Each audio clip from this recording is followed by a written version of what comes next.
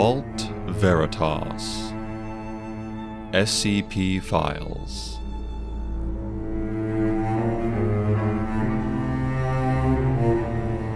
Episode 32. Unfiltered.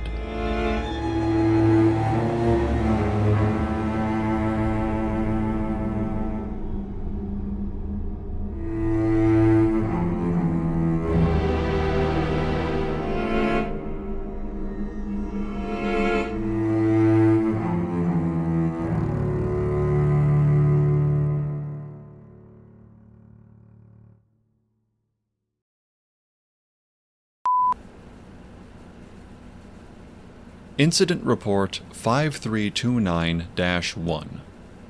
One of multiple reports from the civilian population following containment of SCP-5329, colloquially known as The Truth Hurts.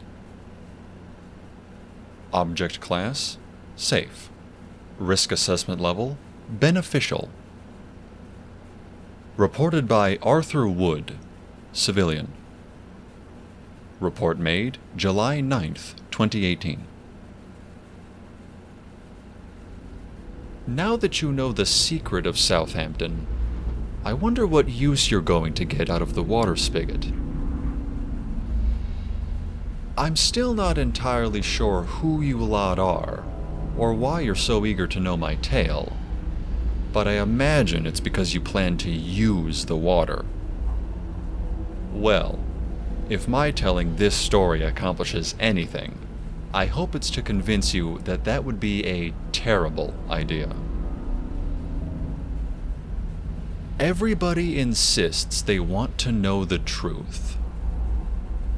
We ask others for their opinions all the time. Do these clothes make me look like a right prat? Do you think I've got any chance with her? What do you reckon about this, then? But all the while, we secretly have a response picked out in our minds that we really want to hear. And I reckon everyone kinda knows that.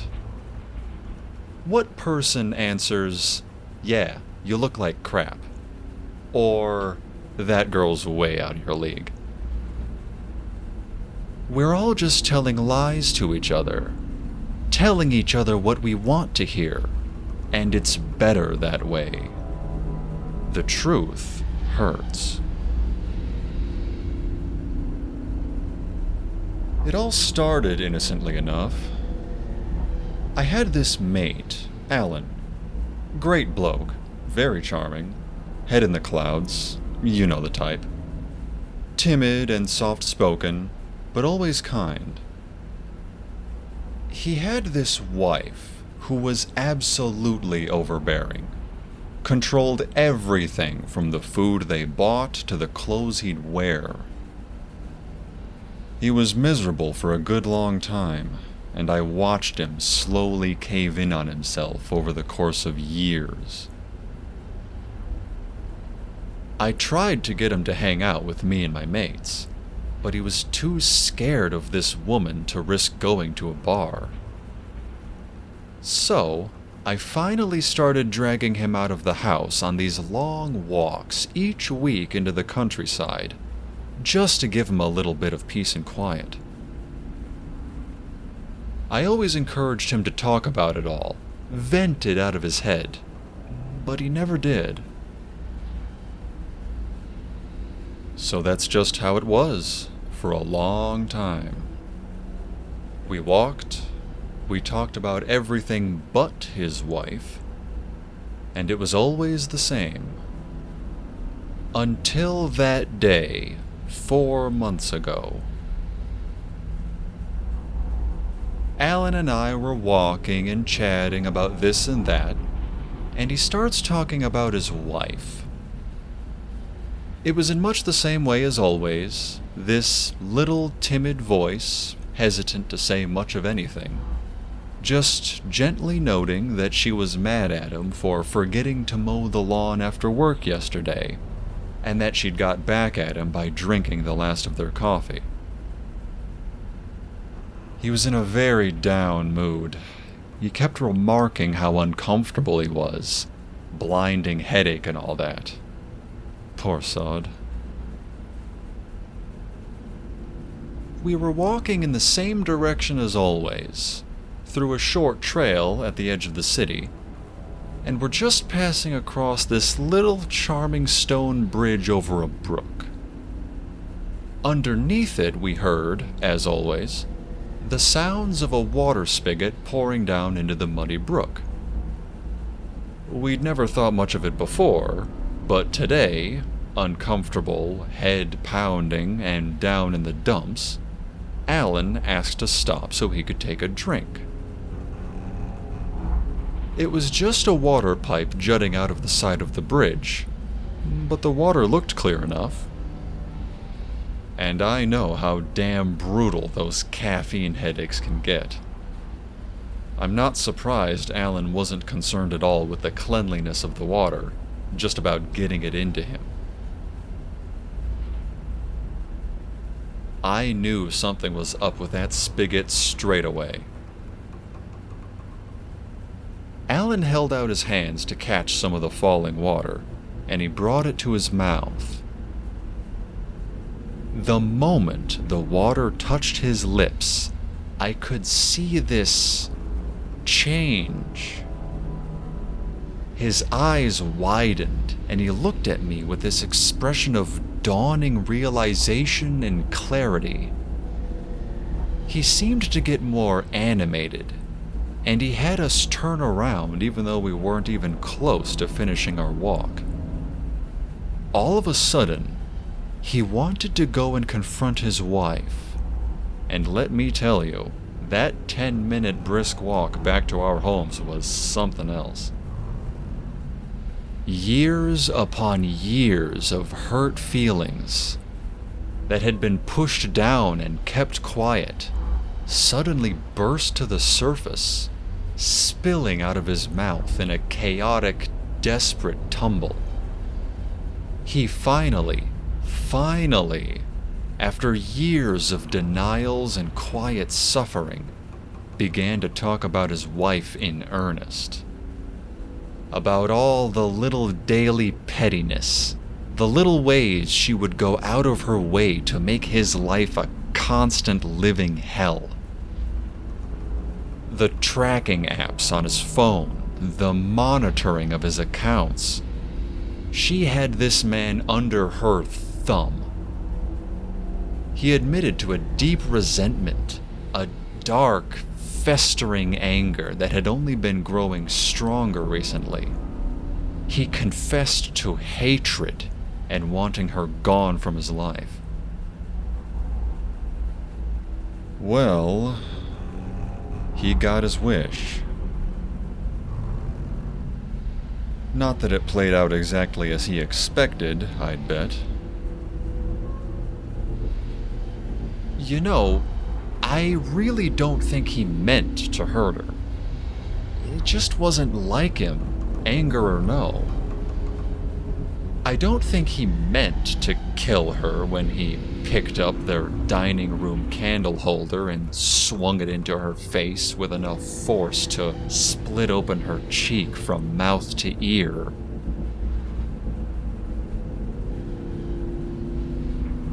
The Alan I knew would never have dreamed of that. But of course, the Alan that I knew had also kept everything inside, bottled up and shoved deep into the recesses of his mind. Whatever had happened to drag all of that into the light so suddenly, so painfully, so viscerally? It was clearly too much. That raw swell of anger and the driving need for revenge. It would get the better of anybody. After his arrest, I just kept mulling it all over. I knew it had something to do with that spigot. It was just too much of a coincidence. His drinking from it, and then his sudden, dawning, horror-filled realization about his life. I tried to get people to listen. I shared the story around town. I spoke to people on the street, in coffee shops, at bars. I even stopped one of our city council members. Everyone I spoke to all thought old Alan had just lost the plot. But I knew the truth. I knew there was something in that water that forced the darkness out of him, made him confront the truth behind his feelings that he'd been stuffing down, hiding away, never admitting to himself. To have those deep, painful realities suddenly dragged into the limelight, it was simply too overwhelming. I thought about testing it myself, drinking the water and seeing what it pulled out of me. But seeing the way Alan had reacted, I don't know. Some truths are like shattered glass. Once exposed, they can never be fully pieced back together without leaving scars. In the end, I didn't need to be the one to confirm it. There was this woman from the posh part of town who wanted to know if her husband was cheating.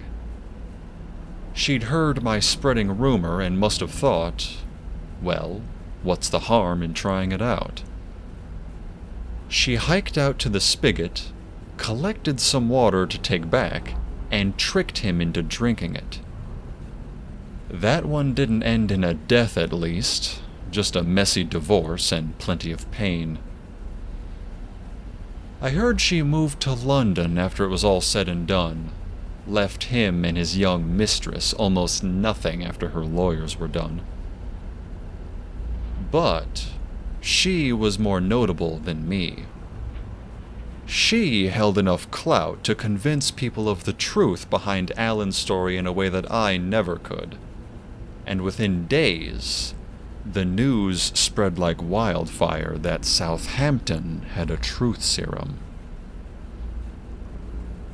People flocked to the spigot, pushing and jostling to get some of the water. They quickly discovered it lost its potency when mixed with other liquids, and that collecting the water from the brook itself didn't do a damn thing. But when taken directly from that spigot and drunk pure, well, let's just say distrust over water skyrocketed. We all switched to pop and beer, refusing to drink from anything unless we knew what was in there, where it was from. I refused to drink anything that I hadn't fixed for myself. Not that I have anything to hide, mind you. I don't want to know what sort of lies I've been telling myself all along. We do that, you know? Lie to ourselves constantly. It'll be a better day today. Things will get better. The little necessary lies that we need to hold on to hope. I didn't want to give those up, to face them. There were a raft of divorces, murders, arguments, and scandals like you wouldn't believe. My favorite local coffee shop went under after the old man who ran it admitted to fudging some payments. A number of our factory owners opened up to varying degrees of knowledge about their effects on the environment. A doctor confessed to taking bribes to hand out particular prescriptions. He's in jail now. Or was he one of the ones killed in a fit of anger, frustration, and hurt? Hard to remember. There were a lot of those. As big as those scandals were, there was also an eruption of the little day-to-day domestic level stuff. Infidelity, bullying, family secrets. all of it bared for the world to see. In the end, it wasn't the lies that destroyed us, but the brutal honesty that left no room for forgiveness or understanding. It's hard to hold on to empathy when you're confronted with a painful, barren truth, stripped of context or emotion. I honestly don't know what would have happened next if you lot hadn't stepped in and discovered the spigot for yourselves. It worries me a bit, what you plan on doing with it. If you're thinking of using it, I'd strongly recommend taking a serious, close look at what life was like around here during those paranoid, desperate weeks. Every morning, the first thing I'd do was check that the bolts on my door were still secure, and scan the street through my curtained windows, hoping and praying no one was out there watching me. I stopped going to work entirely. It only takes one customer with a grudge, one colleague with a hidden resentment, one person forced to face a raw, bald truth that dredges anger and aggression to the surface. I wasn't about to take that risk. Without the cushion of white lies or polite niceties, every secret that spilled out into the open forced confrontation. Every stray thought led to such raw, festering hurt that violence became inevitable. The things I saw, peering wide-eyed through my window, the fights that would escalate from thrown words to bloody, frantic tearing and clawing, as though living amongst a pack of ravenous wolves. But I'm guessing you don't much care for those gruesome stories, do you? The way you all swiftly descended on this spigot with mobile labs and fully armed guards. You're not government, so who are you? And what sort of truths do you plan to force out of others? I can only imagine your angle. Although, maybe I've gotten this all wrong. Maybe you're just as scared as I am. Whatever you're doing, in the dark, in the quiet, a truth serum must be the antithesis of everything you'd want, huh? With how quick you responded, I'm guessing the thought of unfiltered truth scares the hell out of you, doesn't it? As it should. We all crave honesty until we get it. And then we learn the ugliest truths about those we love, and about ourselves and our worlds. Truths that might be so old that they no longer shape a person's current reality and choices. Sometimes, we're better off in the dark.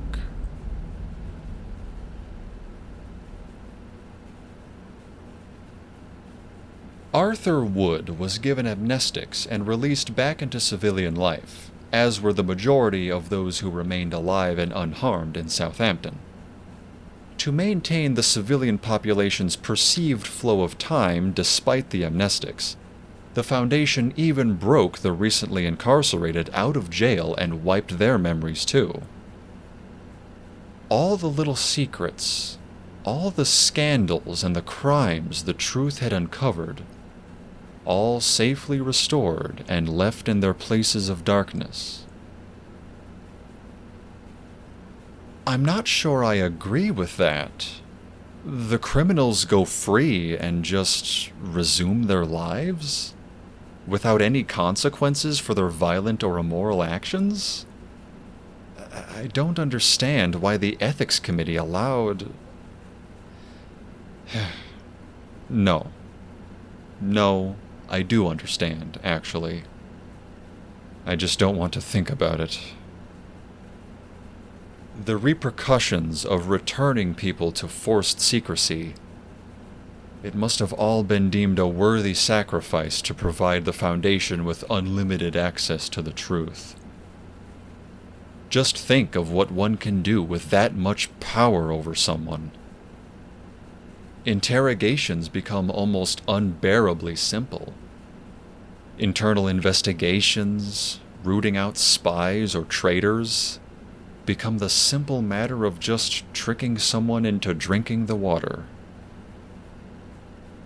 Maybe they even use it on some of the anomalies themselves, as a way to interview the more humanoid ones to assist in quickly developing containment protocols. This is all just wild speculation, of course. I don't have the clearance to actually check any of this. Maybe just me figuring it out on a recording isn't a good idea. Perhaps I should cut all this out. Although, I've already been warned about editing these recordings. I'm not looking into anything, Miranda, I swear. I'm just doing my due diligence and following up. In a less than professional way, I suppose, with all this speculation. Let's stick to the facts. This report took place in 2018. Since then, the Foundation has stored approximately 1,000 liters of the water at Site-73. The database does not specify the usage of the water. However, it does note that the Foundation has spent a considerable amount on an active misinformation campaign among Southampton and neighboring cities, spreading the rumor that the water is contaminated by toxic substances and entirely undrinkable. There are active guards stationed to prevent civilians from consuming the water, or even getting close enough to see the spigot at all. The database also notes that testing on the water remains active, and although the testing log is too high of a clearance for me to review, it is a very, very large file. I can only hope that in their pursuit of truth, the Foundation remembers the cost of uncovering it. Even for the Foundation, some truths are better left untapped.